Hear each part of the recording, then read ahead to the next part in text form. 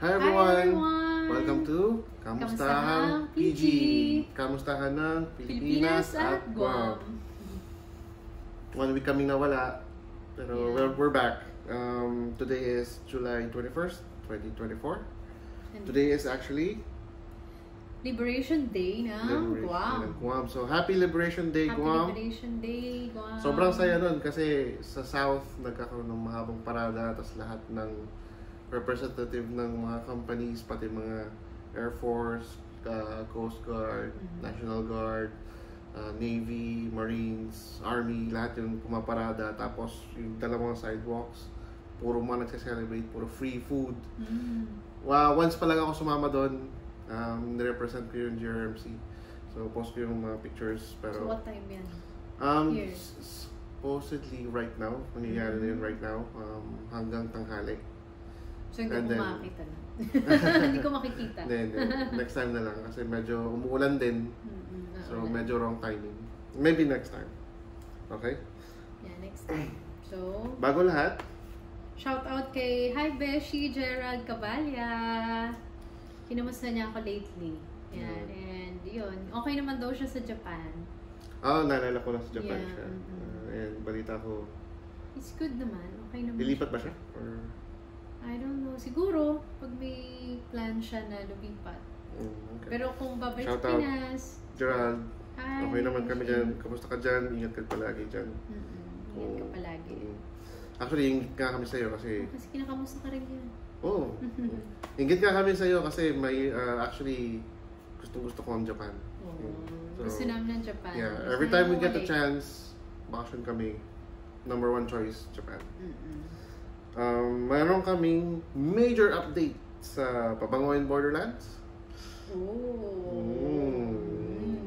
Okay, so ano yan? recap.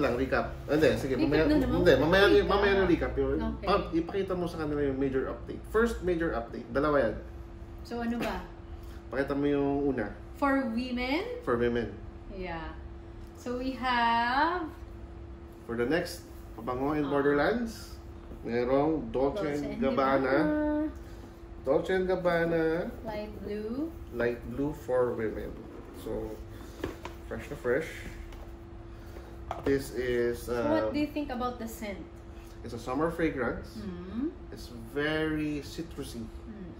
It is actually one of the best fragrances for summer weather, which is perfect kasi Guam tsaka Pilipinas is very tropical. Yeah. Heat. So bagay na bagay. So this is always one of the top 10 pagdating sa summer fragrances.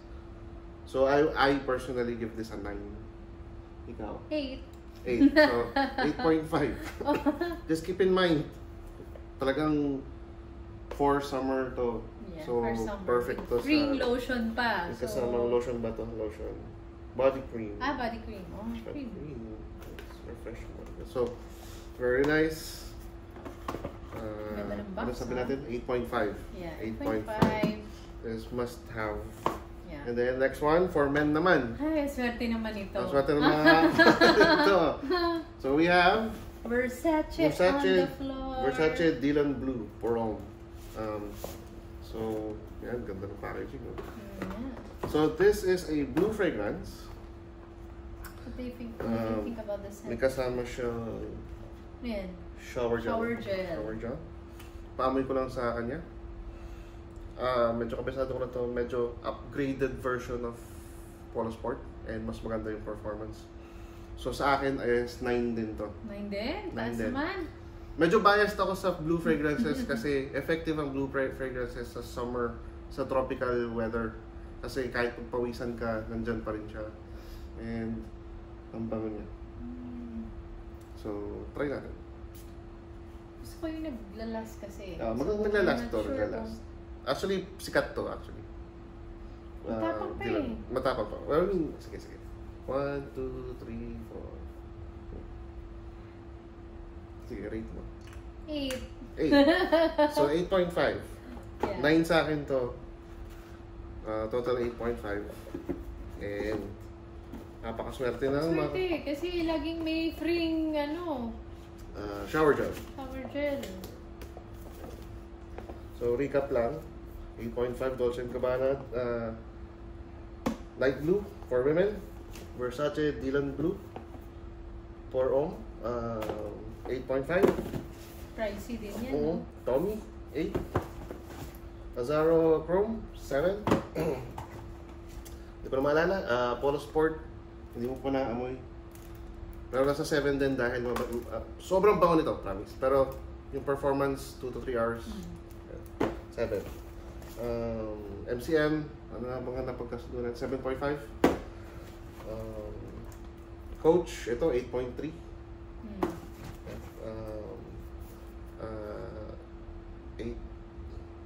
7.8. Issey Miyake. And then yun. So Issey Miyake, Coach Floral, MCM, Polo Sport. Mas marami ang panglalaki. Alam niyo So na. far.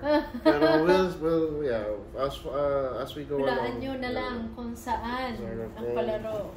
Yeah, hindi pa kami decided kung saan talaga. Pero I'm leaning toward, sige, tsaka na natin pag-usapan. Pero, yeah. Hopefully.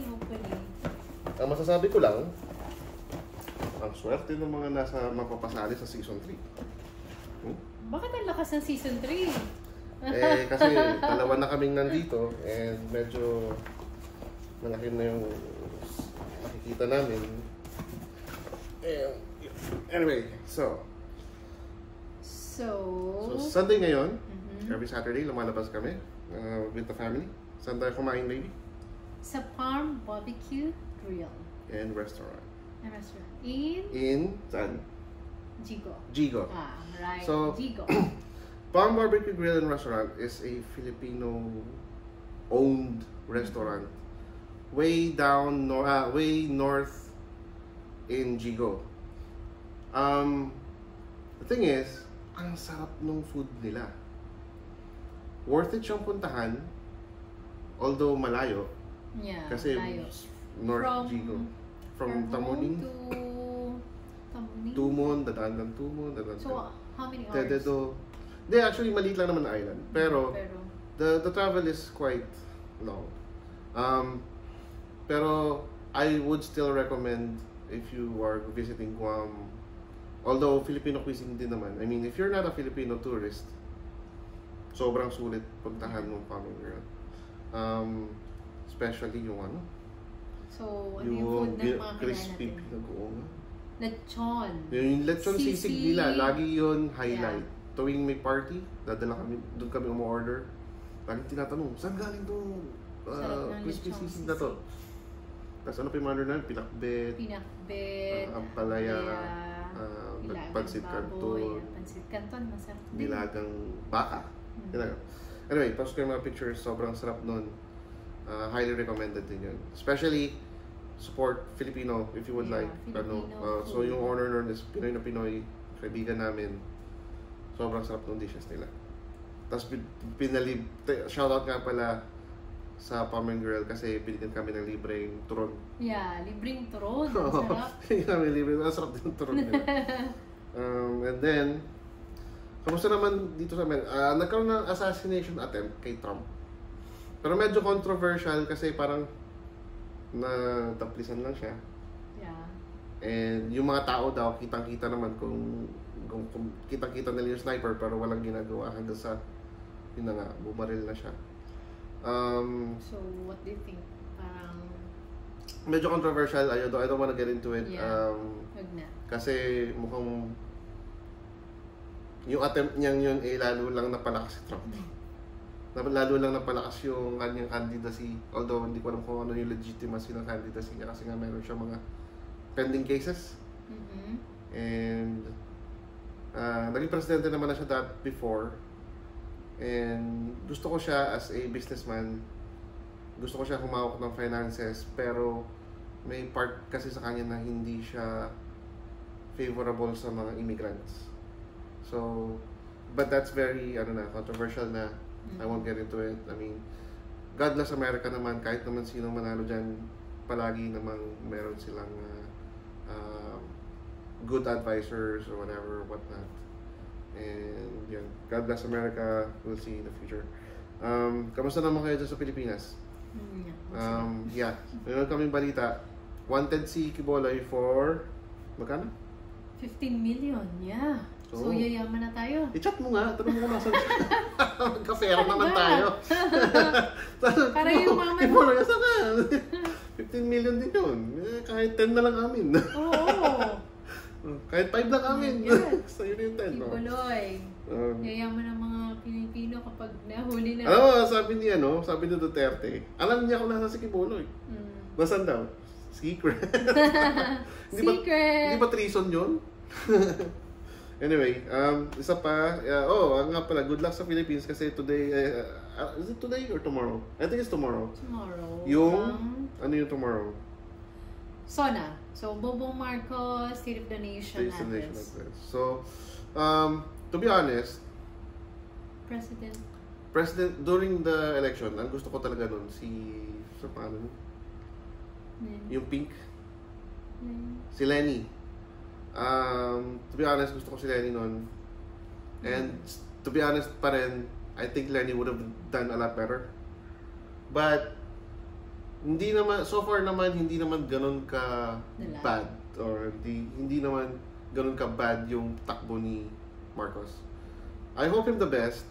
As far as I know, as long as hindi siya nagpapatalo doon sa nangyayari sa West Philippine Sea, hindi siya nagpapatake advantage, tsaka hindi siya papapasok ng mga pogo-pogo niyan, as long as hindi siya blatantly corrupt.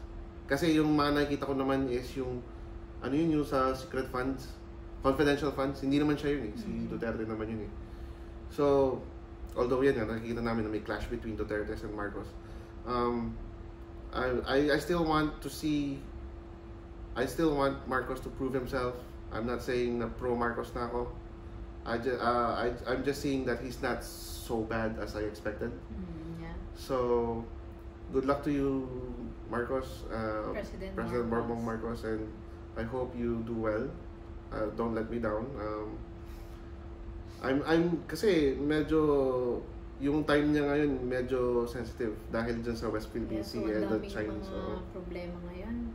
Madaming problema ngayon. And so far, he's still performing. Kahit yung biglang umalis na si Duterte bilang Secretary of Education, kaninong responsibilidad yun napunta kay Marcos. Siya yung kailangan maghanap ng kapalit.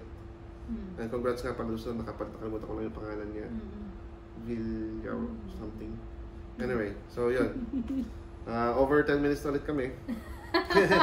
Pagbigyan mo kami kasi wala kami last week. So, yun. Wala kami last week. Yeah. And see you again next week. See you again. Same time, Sunday.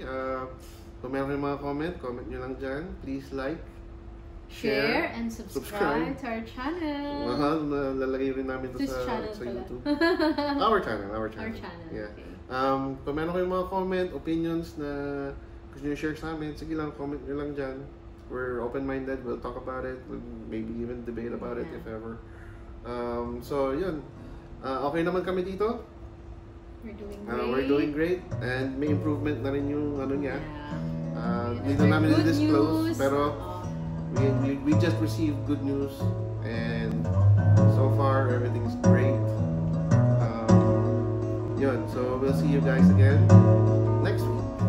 Bye!